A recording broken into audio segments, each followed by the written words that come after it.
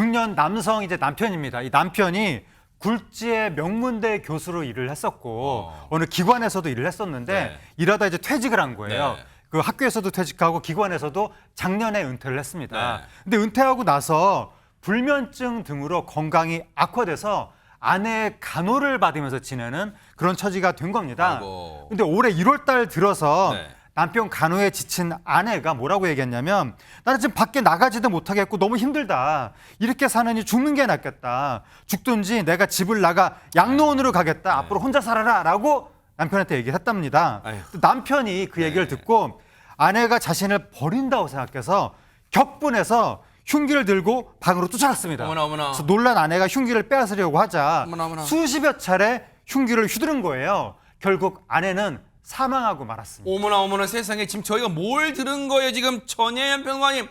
아무리 격분해도 지금 할 짓이고 안 할 짓이 있는 거 아니에요 지금. 그러니까 배우자에게 저런 말을 들으면 섭섭할 수는 있지만 어쨌든 이제까지 자신을 돌봐주고 간호했던 사람은 바로 아내였습니다. 네. 그런데 결국 이렇게 아내를 해치고 만 것인데요. 이 남성의 그 다음 행동을 보면 과연 반성을 하고 있는지조차 좀 의문이 듭니다. 왜요? 일단 범행을 저지른 후에 바로 경찰에 신고해서 내가 이렇게 했다라고 한 것이 아니라 네. 동생에게 전화해서 뒤처리를 부탁한다 이렇게 얘기를 했고요. 또 아들에게 전화가 걸려오니까 이런 범행 사실을 숨기고 대화를 나눴습니다. 엄마 아빠가 함께 저 세상으로 간다라는 어머나. 내용의 유서를 작성하고 나서 아들의 계좌로 6차례 계좌 이체를 하기도 했습니다. 아하. 어쨌든 이 남성이 살인 등의 혐의로 구속 기소가 됐는데요. 이 남성은 재판 과정에서 범행 당시에 나는 심신미약 상태였다 이렇게 주장을 하기도 했습니다. 그래놓고 심신미약을 주장하니 이게 이해가 되는 행동입니까 이게? 범행 이후의 정황이 비교적 불량합니다. 이 재판부도 피고인이 최초 수사기관에서 범행 경위와 수단 등에 대해 비교적 명확하게 진술한 점, 수면 박탈 등이 정신적 와해를 일으킬 가능성이 낮은 점 등을 종합했을 때 심신미약으로 보기 어렵다면서 심신미약 주장을 받아들이지 않았습니다. 아울러 부검 결과 피해자가 공격으로부터 방어하기 위해서 저항하다가 극심한 육체적 고통 속에 사망에 이르렀을 것으로 보이는 점 등 범행 수법이 잔혹하다면서 이 남성에게 징역 25년을 선고했습니다. 그 계좌 이체를 왜 했을까요?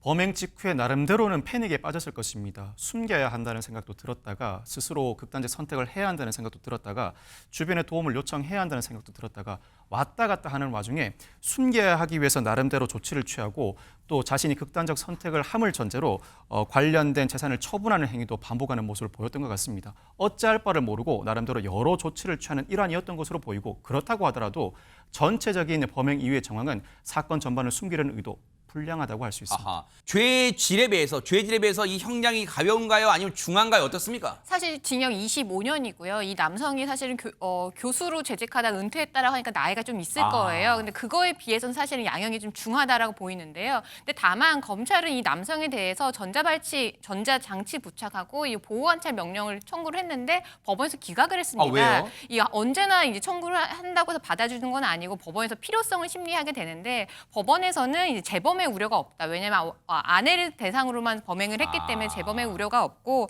또 범죄 전력도 없고 사이코패스 기준에 달하지 않는다는 이유로 기각을 했는데 아마 큰 이유는 나이에 비해서 이게 형을 모두 살고 나왔을 네. 때 전자장치 같은 거를 필요성이 없다 이렇게 판단을 아하. 한 것 같습니다. 네.